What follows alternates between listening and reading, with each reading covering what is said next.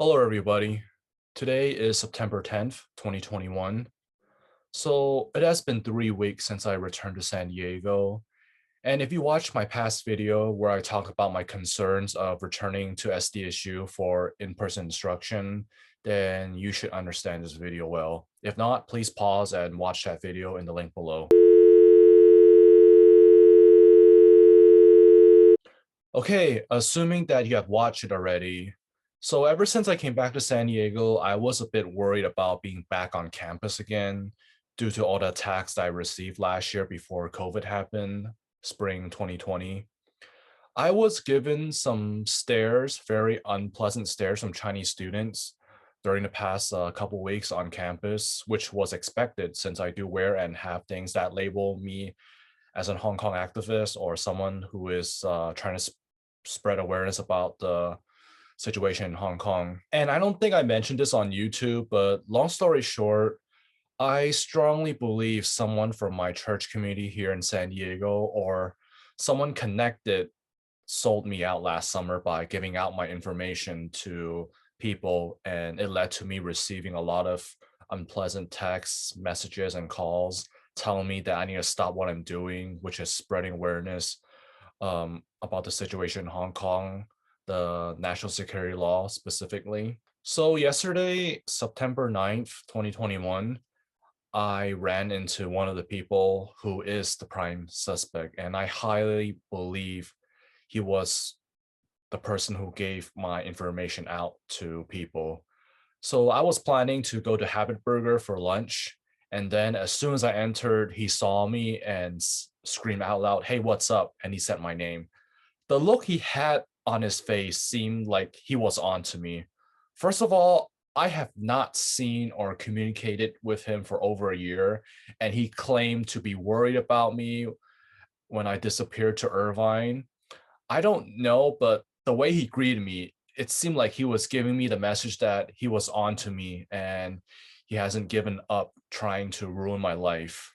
Also, this person, he is an American, but he spent a few years living in China, and I don't know, he was either brainwashed or he genuinely loves CCP, and now he really supports them. And in the past, this does add up my suspicion. He has done some things that made me believe he is very pro-China, and other people have personally told me that he has some very weird political views and that he believes at least two people told me in the church community told me that they all heard him say that he believes the USA should be under socialism or be in a government similar to mainland China. Anyways, this person, he has insulted me multiple times in the past for being Hong Konger, and I have told him to stop many times, which he never did, such as calling me Chinese, pointing out this stupid flag as Hong Kong, and saying "Go PRC" to my face.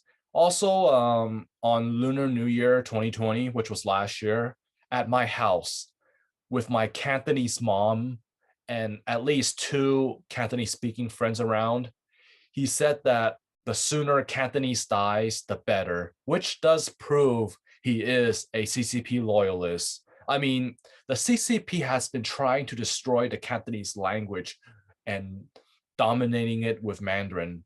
For example, look at the education system in Hong Kong. Mandarin is increasing. Ever since COVID happened, I have not communicated with him, just several texts on and off, but he chose not to communicate with me. And my theory is I am considered a threat and security to him. However, after what happened to me last summer during my final days in San Diego before I moved to Irvine suddenly, I was getting threats and attacks and had one guy followed me too. And the guy who followed me during my only encounter with him, he told me that he's a Christian. He came from Xi'an, and he told me that we Hong Kongers need to stop what we are doing. And he said that even people from my church believes Hong Kong is China. And I'm pretty sure this guy is friends of that person. Also, this person who I believe sold me out, he spent 3 years living in Xi'an.